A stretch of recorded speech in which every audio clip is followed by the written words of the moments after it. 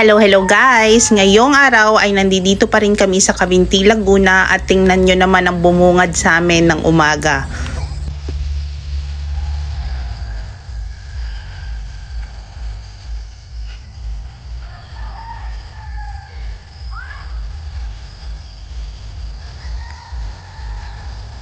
O diba, umaga pa lang, sobrang nakaka-relax na yung tunog ng kalikasan. Nung bandang madaling araw na ay medyo nag-drop yung temperature kaya mas masarap yung tulog namin. Pero maaga pa rin kami gumising para masilayan yung sunrise. Hindi ko na nakuhanan nung kami ay nagluto ng breakfast kasi naka-charge pa yung cellphone ko. Pero during this time ay kumakain na kami. After namin makakain ng breakfast ay nagkwentuhan lang kami saglit at ipinrepare ko na din yung aming iihawin for our lunch. Si Boss Andy naman, inayos na niya yung ihawan at nagsimula ng magpabaga ng uling. Thank you Lord dahil mukhang maganda pa rin yung panahon kaya ma-enjoy pa rin namin yung pagka-camping namin dito sa Chandava. If magpa-plan din kayo mag-camping dito sa Chandava or mag-picnic, just message their page, Chandava Lake Resort. Mabilis naman mag-response yung page nila sa mga inquiry. Inumpisahan na din ni Boss Andy yung pag-iihaw dahil medyo marami yung iihawin namin.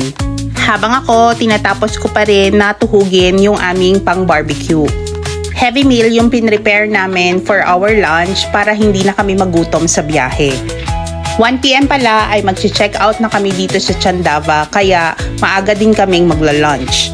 Unang inihaw ni Boss Andy yung talong dahil gagawin tong ensalada tapos sinunod na niya yung manok. Alam niyo yung habang ini-edit ko to ay nagugutom ulit ako. Nung naluto naman yung manok, yung tilapia naman yung sinunod na inihaw. And then after, si Ate Juliet na yung nag-take over ng pag-iihaw ng barbecue dahil pangarap daw niya yan. Kahit medyo madami yung piniprepare namin na food ay hindi naman kami naiinip or napapagod dahil madami naman kaming nagtutulungan. And finally, malapit na matapos yung mga iniihaw kaya naman si Boss Andy piniprepare na niya yung setup. Siguro may idea na kayo kung ano ang ganap for today's lunch. At syempre, dun tayo sa Pinoy style setup, ang Boodle Fight. At yon, wala nang patumpik-tumpik pa, inayos na namin yung aming mga pagkain sa dahon ng saging para makapag-umpisa na kami mag-lunch. Oh, for sure, natatakam ka na dahil ako natatakam na ako habang nag-e-edit nito. Parang gusto ko na lang ulit mag-Boodle Fight. Ayaw, di ma! Siyempre, mas maganda kung lalagyan natin ng kaunting effort yung ating hapagkainan kapag ganitong meron tayong mga ganap sa labas. Dahil bukod sa masaya yung nagsasalo-salo, ay dagdag pa ito sa memories. Thank you Lord for the gift of family at salamat din po sa panibagong taon ng buhay ni Mama. Thank you din Lord sa masarap na pananghalian at busog na busog ang lahat. After kumain ay inayos na agad namin yung aming pinagkainan at nagsimula na kaming mag-impake. At mukha namang successful yung aming unang camping serye with the family.